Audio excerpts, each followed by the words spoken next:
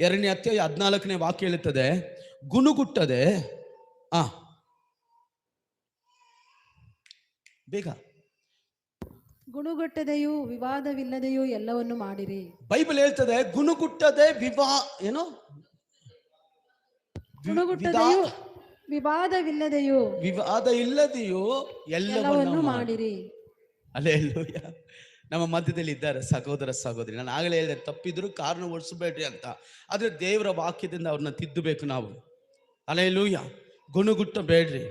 ಸಭೆಗೆ ವಿರೋಧವಾಗಿ, ಸೇವಕರಿಗೆ ವಿರೋಧವಾಗಿ, ದೇವ ಜನರಿಗೆ ವಿರೋಧವಾಗಿ. ನಿಮ್ಮ ಸಹೋದರ ಯಾರೋ ಬಲಹೀನನಾಗಿದ್ದಾನೆ, ನಿಮ್ಮ ಸಹೋದರ ಯಾರೋ ಕೊರತೆ ಉಳ್ಳವನಾಗಿದ್ದಾನೆ, ಅವನ ನೋಡಿ ಗುಣುಗುಟ್ಟಬೇಡ. ಇವತ್ತು ನಿನ್ನ ಹತ್ರ ದುಡ್ಡಿರುತ್ತೆ, ಇವಾಗ ಅವನ ಹತ್ರ ಇಲ್ಲ, ಗುಣುಗುಟ್ಟಬೇಡ. ಅವನು ನೋಡಿ ಪರಿಹಾಸ ಮಾಡಬೇಡ, ಅವನು ನೋಡಿ ಹೀನಾಯಿಸಬೇಡ. ನಾಳೆ ದಿನದಲ್ಲಿ ಅವನ ಕೈಲಿ ದುಡ್ಡು ಬರುತ್ತೆ, ನಿನ್ನ ಕೈಲಿ ದುಡ್ಡು ಖಾಲಿ ಆಗುತ್ತೆ.